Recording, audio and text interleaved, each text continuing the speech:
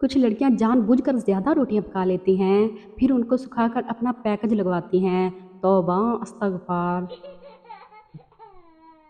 शरारती लोग बहुत अच्छे और मुखलिस और मासूम होते हैं। अब आप मेरी ही मिसाल ले लें।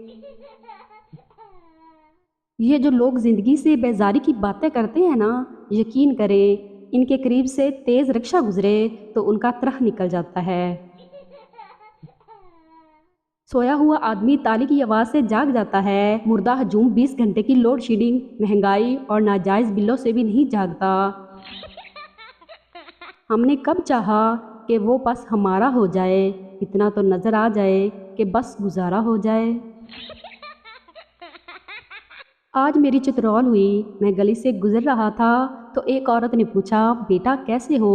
मैंने कहा, बस आपकी दुआ चाहिए। मुझे क्या पता था दुआ उसकी बेटी का नाम है।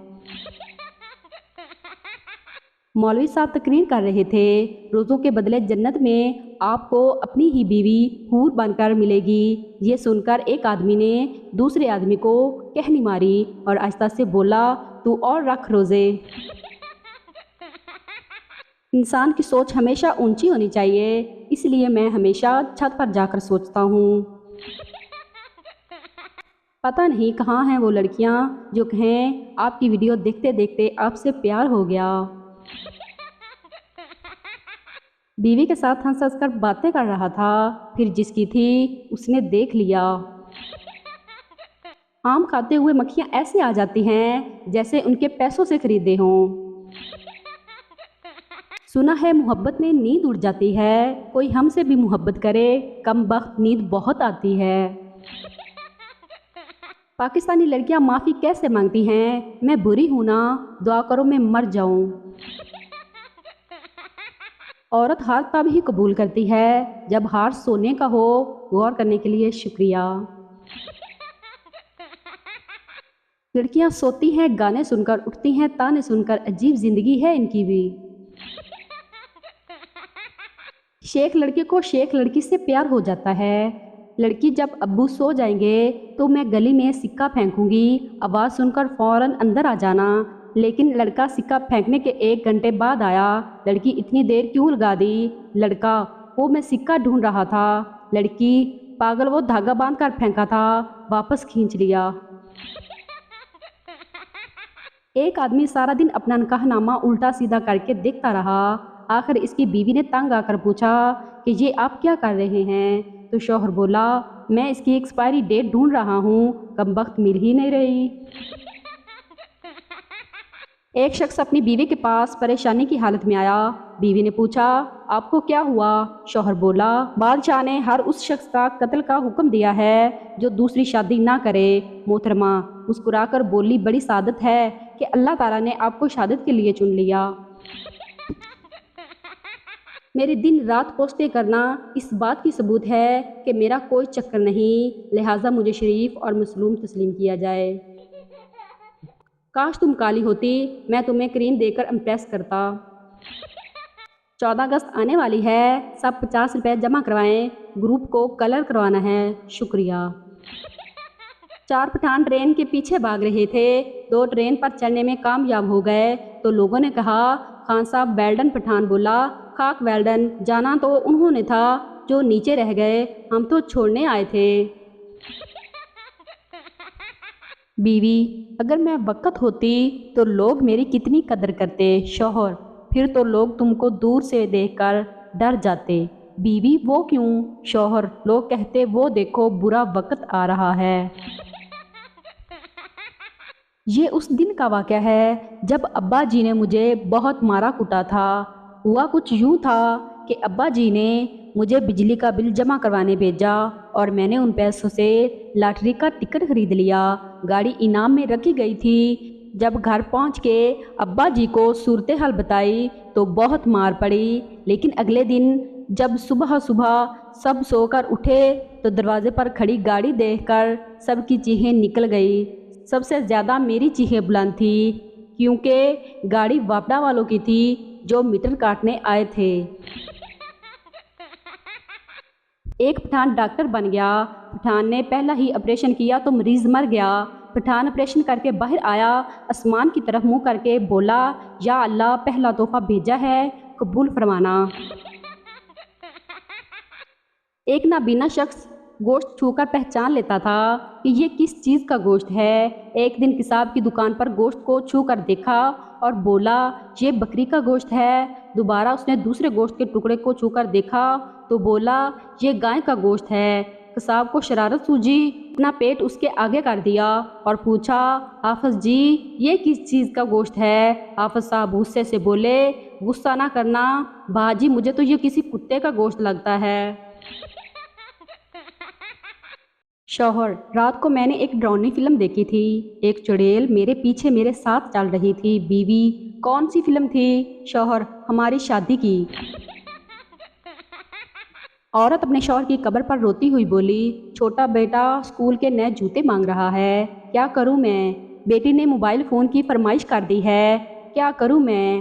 میرے پاس خود اپنے کپڑے پرانے ہو گئے ہیں، کیا کروں میں؟ قبر میں سے گھٹی گھٹی آواز آئی، میں مر گیا ہوں، سعودیہ نہیں گیا۔ ڈرائیونگ ان پنجابی، جو آپ سے آگے نکل جائے دیکھ کہ میں اگ لگی ہوئی سی نو، جو آپ سے آہستہ جا رہا ہو گڈی لینی ضروری ہے، چلانی باویں نہ آوے، آخرکار جو آپ کے برابر جا رہا ہو، اچھا پیو نہ ریساں۔ لڑکے والے، ہمیں ایسی لڑکی چاہیے جو زیادہ کھاتی پیتی نہ ہو، ہمیشہ چپ رہے اور شوہر کی سنے۔ لڑکی والے، ایسی لڑکی تو آپ کو صرف ICU میں ہی ملے گی۔ ایک لڑکی نے نیا موبائل فون لیا اور اگلے دن ہی دیوار پر مار کر توڑ دیا۔ جانتے ہیں کیوں؟ کیونکہ وہ جب بھی اسے آن کرتی تھی تو اس میں آواز آتی، ہیلو موٹو۔ لڑکی، کوئی ہینڈسم، سمارٹ، گڈ کوکنگ شریف سا بکرا ہے، اور ہاں جو مارتا بھی نہ ہو۔ بکرے والا، بی بی میرے پاس قربانی والے بکرے ہیں، شادی والے نہیں۔ عثمان، دل کے آپریشن کے بعد مجھے گانے اور ڈانس اچھے لگنے لگے ہیں، کیا میں جوان ہو گیا ہوں؟ ڈاکٹر، نہیں پاگل، تمہیں جو دل لگایا ہے وہ ناچنے والے کا ہے۔ ایک پٹھان شادی کی پہلی رات بہت پریشان بیٹھا تھا کہ بیوی سے کیا بات کروں۔ آخر بہت سوچنے کے بعد بولا، تمہارے گھر والوں کو پتہ ہے کہ تم رات ادھر ہی رہو گی؟ ایک پٹھان ڈاکٹر بن گیا۔ پٹھان نے پہلا ہی آپریشن کیا تو مریض مر گیا۔ پٹھان آپریشن کر کے باہر آیا، آسمان کی طرف منہ کر کے بولا، یا اللہ پہلا تحفہ بھیجا ہے، قبول فرمانا۔ ایک نابینا شخص گوشت چھو کر پہچان لیتا تھا کہ یہ کس چیز کا گوشت ہے۔ ایک دن کساب کی دکان پر گوشت کو چھو کر دیکھا اور بولا، یہ بکری کا گوشت ہے۔ دوبارہ اس نے دوسرے گوشت کے ٹکڑے کو چھو کر دیکھا تو بولا، یہ گائے کا گوشت ہے۔ کساب کو شرارت سوجی، اس نے اپنے پیٹ سے قمیض اٹھا کر اپنا پیٹ اس کے آگے کر دیا اور پوچھا، حافظ جی یہ کس چیز کا گوشت ہے؟ حافظ صاحب غصے سے بولے، غصہ نہ کرنا باجی، مجھے تو یہ کسی کتے کا گوشت لگتا ہے۔ سردار نے گھر کا دروازہ اکھاڑا اور کندھے پر رکھ کر بازار لے گیا۔ ایک آدمی نے پوچھا، سردار جی کیا دروازہ بیچنا ہے؟ سردار، نہیں، تالا کھلوانا ہے، چابی گم ہو گئی ہے۔ آدمی سردار سے، اگر گھر میں چور آ گئے تو؟ سردار بولا، چور اندر کیسے آئے گا، دروازہ تو میرے پاس ہے۔ بابا جی کہتے ہیں کہ اب ہمارے امتحان موبائل پر ہی لے لیے جائیں کیونکہ ہماری رائٹنگ سپیڈ سے زیادہ ٹائپنگ سپیڈ تیز ہے۔ میں نے ماما سے کہا، گلا سخت خراب ہے، بہت درد ہو رہا ہے۔ کہتی، جا موبائل سے غرارے کر لے، بندہ ہن دکھ بھی نہ سناوے۔ زندگی نے بیچاری لڑکیوں کو دیا ہی کیا ہے، دھونے کے لیے کپڑے، مانجنے کے لیے برتن اور جینا حرام کرنے کے لیے پھپھو یا خالہ کا بیٹا۔